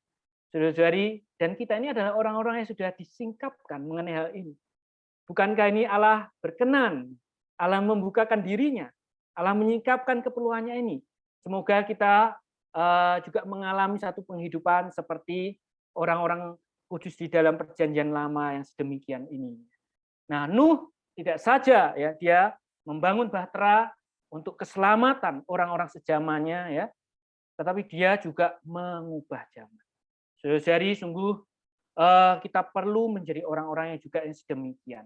Nuh mengubah zaman melalui kehidupannya dan pekerjaannya. Kalau kita melihat di dalam kitab Kejadian pasal 1, pada waktu itu sungguh sesuatu yang menyenangkan. Ya. Di sana kita bisa melihat Allah menciptakan manusia ya, menurut gambarnya dan menurut rupanya. Allah memberi mereka amanat untuk mewakili Dia. Ya. manusia segambar dengan Allah untuk mengekspresikan Allah. Manusia diberikan amanat untuk bisa menjadi wakil Allah, memerintah bagi Allah. Tapi di dalam Kejadian pasal 6 ini ada satu kondisi yang bertolak belakang, ya, saudara-saudari. Satu kondisi yang membuat kita ini tidak bisa bersukacita lagi. Ya. Satu kondisi yang sangat menyedihkan. Ya. Di sini katakan bagaimana ketika dilihat Tuhan bahwa kejahatan manusia besar di bumi dan bahwa segala kecenderungan hatinya selalu membuahkan kejahatan semata-mata. Saudara-saudari, di Kejadian pasal 1 Allah sangat gembira. Dia mengatakan sungguh amat baik. Tetapi sampai di pasal 6 ini Allah melihat bahwa manusia telah merosot karena kejatuhan. Demikian merosot. Demikian Allah tidak lagi bergembira, bahkan menyedihkan hatinya, membuat Allah menyesal. Sampai-sampai dia mengatakan dia akan mengakhiri, dia akan mengakhiri, memusnahkan segala makhluk pada zaman itu. Saudara-saudari, sungguh ada satu kondisi yang bertolak belakang. Zamannya sudah jatuh sedemikian rupa. Allah sudah tidak bisa menaruh harapan lagi di atas zaman itu. Dia ingin mengakhiri zaman itu. Saudara-saudari, kalau melihat seperti ini tentu iblis sangat gembira. Sepertinya Allah telah kalah. Saudara-saudari, sudah tidak ada harapan lagi bagi manusia. Tetapi puji syukur pada Tuhan, ya, di pasal 6 ayat 8 dikatakan tetapi Nuh. Ya. Tetapi Nuh, oh haleluya, tetapi Nuh mendapat kasih karunia di mata Tuhan. Saudara-saudari, pada waktu sepertinya Allah dalam situasi ya demikian ya, sepertinya Allah telah dikalahkan oleh musuhnya. Tetapi Allah selalu ya mendapatkan ya sekelompok orang, satu orang atau sekelompok orang. Kalau kita melihat selalu demikian ya. Di dalam setiap apa yang dicatat di dalam Perjanjian Lama ya, setiap kali situasi di antara umat Allah demikian merosot ya. Pada waktu itu bagaimana? Apakah Allah gagal ya? Apakah Allah kalah? Tidak ya, saudara-saudara. Tetapi setiap saat yang demikian Allah selalu mendapatkan satu orang atau sekelompok orang yang mendapat kasih karunia di matanya. Oh, semoga kita ini juga demikian ya. Kita melihat ya bahwa kita perlu ya, bukan saja menempuh satu penghidupan yang hidup bersama Allah, bekerja bersama Allah ya. Kita juga bisa perlu menjadi orang yang mengubah zaman. Ketika Allah mau mengakhiri zaman ini ya, Allah mungkin pada hari-hari ini mungkin sama ya perasaannya. Situasi manusia hari ini ya, kalau kita melihat surat kabar, kita melihat situasi di dunia hari ini bagaimana ya, mungkin kita akan tahu ya, bagaimana hati Allah. Allah mungkin sudah ingin mengakhiri zaman ini. Apakah kita ini menjadi orang-orang yang sedemikian ya? Semoga kita menjadi orang-orang yang seperti ini. Tetapi Nuh mendapat kasih karunia di mata Tuhan. Jadi sungguh puji syukur pada Tuhan ya melalui Alkitab di dalam Perjanjian Lama ini sungguh-sungguh ini satu hal yang sangat mustika ya. Bahkan dari sejak awal Alkitab kita sudah melihat apa yang ada di dalam hati Allah, yang ada di dalam ekonominya, yaitu bahwa dia ingin merampungkan pekerjaan keselamatannya ini di atas diri manusia. Puji Tuhan hari ini kita menikmati penggenapannya. Saya bersekutu sampai di sini ya. Mungkin kita nanti selanjutnya apakah masih ada waktu ya kita. Amin, masih ya. Amin. Kita masuk di dalam doa sebentar ya, kemudian kita boleh langsung ini kalau ada saudara-saudari yang ingin bertanya atau menyampaikan persekutuan, silahkan ya. Saya sampai di sini sharingnya. Amin.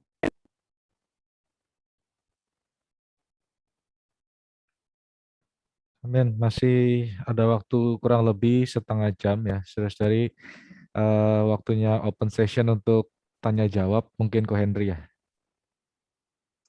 Amin.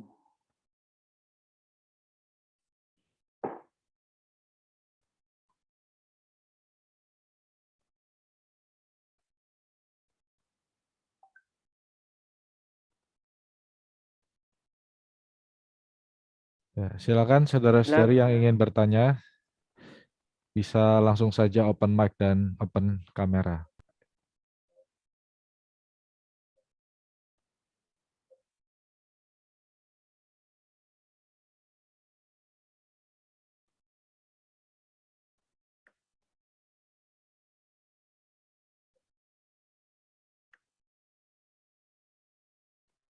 Oke.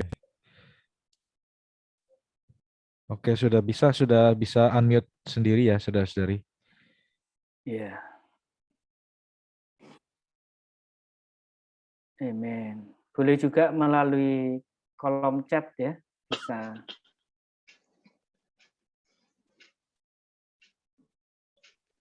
Amin. Saya mau bertanya. Amin. Ya, Ya. saya masih tidak jelas tentang bagian yang terakhir mengenai Nuh. Karena di ayat tersebut dikatakan menyesalah Tuhan. Saya cuma tidak mengerti mengapa Tuhan menyesal menciptakan manusia, bahkan akan memusnahkannya. Padahal Tuhan menciptakan manusia itu adalah ciptaan yang paling baik. Itu pertanyaan saya. Terima kasih. Amin. Amin. Mungkin saudara-saudari boleh yang memiliki perasaan, memiliki jawaban untuk itu boleh bersama-sama ya. Jadi kita sama-sama menikmati bagian ini ya. Amin. Itu kalau bahasa Inggrisnya itu bukan menyesal. Bahasa Inggrisnya itu grief. Grief itu seperti berduka gitu ya. Jadi kalau dalam bahasa Inggris itu di pasal 6 ayat 6 kan memang kata aslinya itu adalah grief.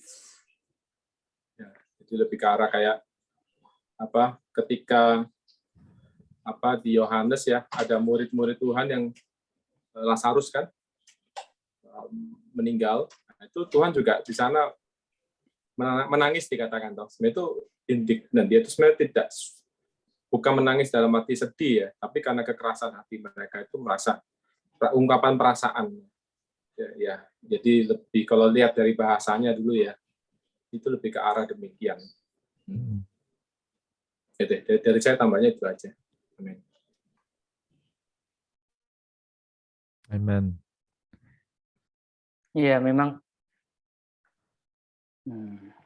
Mungkin ada lagi ya, saudara-saudara. Jadi mungkin ada yang mau menambahkan. Ya, saya Simon ya. Saya contoh waktu itu kan Nuh ya. Tapi kalau kita cerita tentang bagaimana kota Sodom dan Gomora ini juga ditunggang balikan oleh Tuhan. Karena kan kota ini penuh dengan dosa, penuh dengan kejahatan ya. Maka Tuhan menghukum, mau tidak mau menghukum mereka. Ini bukan kata ayat Allah itu menyesal menciptakan manusia, melainkan dia itu ingin mengganti generasi yang lebih baik. Seperti pada zaman Nuh itu orang-orang kan mengawinkan, mereka pesta pora, mabuk-mabukan. Jadi seolah mereka itu tidak tahu arti hidup mereka itu untuk apa. Manusia tidak tahu tujuan mereka hidup untuk apa pada waktu itu. Mereka berbuat kejahatan menurut semaunya sendiri, semau kehendaknya sendiri. Jadi mereka ini tidak ada sangkut pautnya dengan Allah yang menciptakan. Maka Allah harus mengganti generasi yang lebih baik. Seperti yang kita tahu, Nuh dan keluarganya ini masuk dalam batra. Mereka semuanya ini masuk dalam batra. Maka zaman itu semua yang tidak masuk dalam batra ya tidak dapat diselamatkan. Malah mengganti melalui anak Nuh. Ya itu nanti ada terjadi di bumi saat ini. bangsa apa, ya negara apa, nah, itu terjadi. Jadi Allah mengganti generasi yang lebih baik begitu ya. Apakah jawaban saya ini memuaskan? Silakan, mungkin ada yang menambahkan. Iya, ini Suben udah open mic, mungkin mau menambahkan.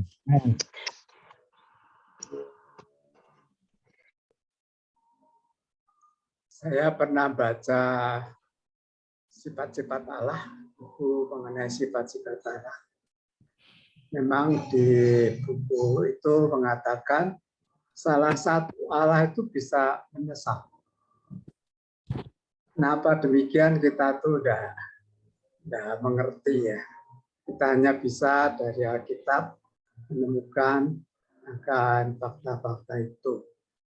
Ketika dia menciptakan manusia, manusia jatuh, dia menyesal, lalu dia akan membasmi ya. Dan dia dapatkan Nuh. Lalu saudari masih ingat Tuhan menyesal lagi ketika dia menyuruh Yunus untuk memberitahu bahwa kota itu akan dimusnahkan Tuhan. Akhirnya mereka berdoa, semua bertobat, lalu Allah menyesal, tidak jadi menghukum. Dan Yunus kan ngomel, kan saya sudah tahu bahwa hatimu baik, ya, kenapa kau suruh dia ke sana? Nah, mengapa demikian, saudara-saudari? Susah kita menjawab, tapi itulah kenyataan yang ada dalam Alkitab. Salah satu sifat Allah itu bisa menyesal. Amin. Saya mungkin juga ingin menambahkan ya, mungkin bahwa ini adalah perasaan Allah. Jadi ungkapan ini sebetulnya mungkin tadi saya ingin menunjukkan lebih tepatnya itu sebenarnya bukan grief-nya itu karena di ayat 6 itu ada repent ya kalau di dalam bahasa Inggrisnya. Jadi kalau grief ini adalah di bagian berikutnya. Jadi nah, repent ini adalah ungkapan bahasa Ibrani yang sebetulnya memiliki banyak arti ya. Jadi bahasa Ibraninya itu nakam ya. Nakam. Nah, ini bisa berarti menyesal ya. Bisa kesedihan yang menderita kesedihan yang demikian dalam ya. Atau apa namanya? Kesedihannya demikian apa namanya? Berat ya. Jadi ini adalah perasaan Allah ya. Nah, kadang-kadang untuk mengungkapkan perasaan Allah ini dalam bahasa manusia ini kadang-kadang kita juga apa namanya? Mungkin ungkapan manusia ini belum tentu bisa menggambarkan apa yang ada di dalam hati Allah. Jadi Allah di dalam Alkitab digambarkan dengan kata yang sedemikian ya. Sesungguhnya mungkin kita kalau kita apa namanya memakai pengertian menyesal dalam bahasa Indonesia, mungkin kita belum tentu ya ungkapan menyesal ini bisa mewakili ya. Yang kita pahami dari kata menyesal ini ya, yang diungkapkan di sini itu bisa mewakili apa yang sebetulnya ingin diungkapkan oleh Allah dari perasaannya ini ya. Tetapi ya ini adalah apa yang ada di dalam hati Allah. Ya. Tadi saya merasa juga amin juga persekutuan saudara Simon ya. Menyesalnya dalam arti Allah ingin situasinya ini menyedihkan dia dan dia ini akan ingin mengakhiri ya. Dan dia juga ingin mendatangkan satu zaman yang baru. Jadi inilah apa namanya yang mungkin ya yang diungkapkan di dalam bagian Kejadian pasal 6 ayat 6 ini.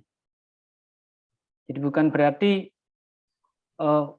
seperti manusia menyesal tuh melakukan sesuatu, aduh kalau begitu aku dulu melakukannya salah. aku salah melakukan, aduh aku nyesel, harusnya waktu itu tidak aku lakukan. Bukan begitu saya rasa. Ya. Tetapi menyesal di sini adalah karena situasi manusia ini demikian menyedihkannya. Ya. Jadi demikian menyedihkannya sehingga ini memilukan hatinya. Ya. Jadi ungkapan ini mungkin tertuju kepada situasi yang demikian terperosoknya manusia, ya. Jatuhnya manusia yang membuat Allah ini betul-betul pilu, ya. Betul-betul sedih. Ya. Jadi mungkin saya rasa seperti itu. Amin. Amin. Ada pertanyaan lagi, saudara-saudari?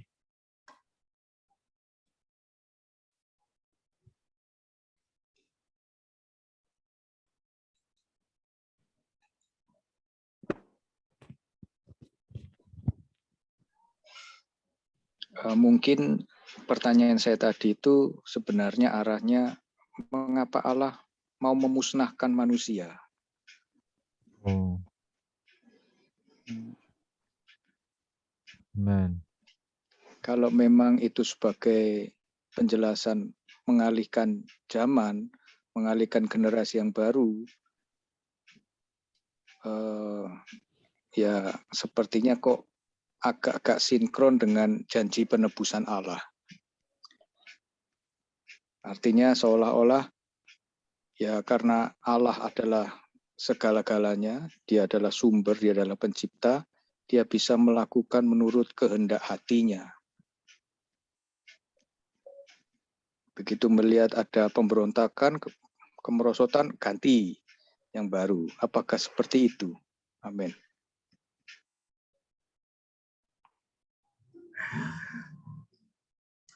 Ini kan terjadi peperangan antara Allah dengan iblis.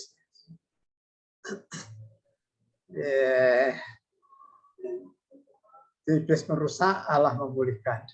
Dia merusak, Allah memulihkan. Rasanya sih lingkarannya itu begitu ya, siklusnya itu begitu. Ketika bumi dihancurkan, ketika iblis banting ke mana bumi itu kacau balau ya. Lalu Allah pulihkan lagi. Ketika Allah menciptakan manusia, iblis merusak, Allah melakukan penebusan. Nah, ketika dia merusak manusia-manusia, Allah menghabiskan yang itu, jadi dia mendapatkan Nuh untuk dipulihkan lagi. Nah, manusia jatuh lagi, lalu Allah memanggil Abraham. Ya, jadi memangnya sih rasanya sih peperangan antara iblis dengan Allah terus sampai akhir zaman ya. Menjelang akhir zaman ya, iblis dicampakkan ke lautan api, ya baru selesai persaingan itu. Langit bumi baru dan kota baru, sana semuanya mulia dan semuanya penuh Allah. Puji Tuhan. Mungkin begitu, Saudara Dikas. Amin. Kalau saya melihat seperti itu ya.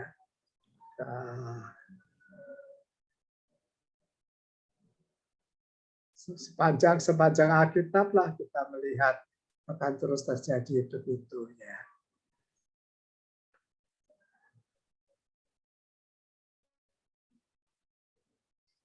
Orang Israel dirusak, dia pulihkan lagi. Jatuh, dipulihkan lagi. Yeah. Sampai terakhir ya, dia memberikan Yesus sebagai juru selamat untuk menyelamatkan umat manusia. Dan seterusnya kan sama aja, sampai sekarang sejarahnya kan terus begitu. Gereja surut, Tuhan memulihkan lagi. Gereja ada surut lagi, Tuhan pulihkan lagi. Terus sampai nanti moga-moga kita jadi pemenang-pemenang dan mencapakan iblis ke bumi. Itu pun juga iblis masih apa? Gak selesai. Setelah kerajaan 1000 tahun dia dilepas lagi, berontak lagi.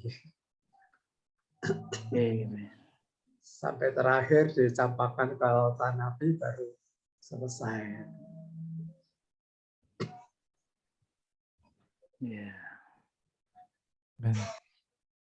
Ya mungkin kalau di catatan kakinya ya, kenapa Allah sampai membinasakan manusia, di sini di catatan kakinya dikatakan karena iblis telah merusak manusia sampai pada puncaknya. Jadi mungkin Allah melihat ya untuk merampungkan tujuan Allah ya tidak bisa ya dilakukan oleh generasi yang itu pada saat itu. Maka itu Allah untuk menggenapkan rencananya ya Allah perlu ya melakukan membinasakan manusia yang telah Dia ciptakan. Ya. Di sini kalau dia catatan kakinya memang kejatuhan manusia pada saat itu sudah sampai pada puncaknya. Ini kalau dilihat catatan kaki. Saya coba membacakan ayat Alkitab di Roma pasal 9 ya.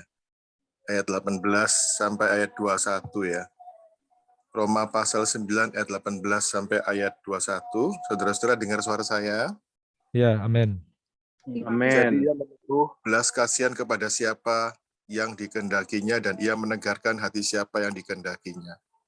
Sekarang kamu akan berkata kepadaku, jika demikian apalagi yang masih disalahkannya. Sebab siapa yang menentang kehendaknya. Ayat 20, siapakah kamu hai manusia, maka kamu membantah Allah. Dapatkah yang dibentuk berkata kepada yang membentuknya, mengapakah engkau membentuk aku demikian? Apakah tukang periuk tidak mempunyai hak atas tanah liatnya untuk membuat dari gumpalan yang sama suatu benda untuk dipakai guna tujuan yang mulia atau suatu benda lain untuk dipakai guna tujuan yang biasa. Ya, jadi saya bacakan ayat ini adalah ketetapan hasrat hatinya. Jadi kita memang akan pernah tahu kenapa semua itu bisa terjadi. Seolah-olah kalau dengan pemikiran manusia, kok tega banget begitu ya. Kadang-kadang bisa tidak sesuai dengan janji Allah sendiri. Ya, jadi saya bacakan ayat ini, prinsipnya itu demikian. Semua itu mutlak, sepenuhnya itu di bawah kedaulatan tangan Tuhan. Dan selamanya manusia tidak akan pernah bisa memahami perkara ini. Kalau Allah sendiri tidak mengizinkan kita memahami. Puji Tuhan. Ya. Amen.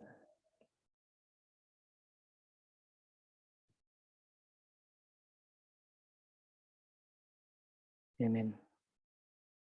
Saudara Lisan, bagaimana? Cukupkah?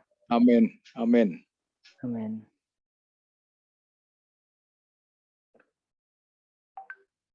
Amin.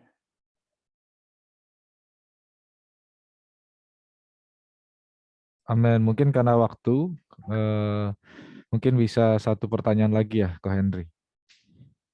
Ya, baik. Sisa 8 menit.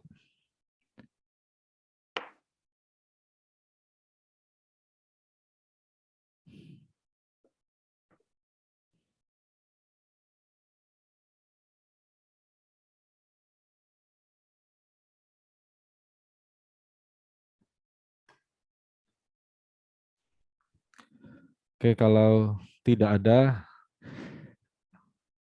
apa ada pengumuman tambahan, Ko Ali?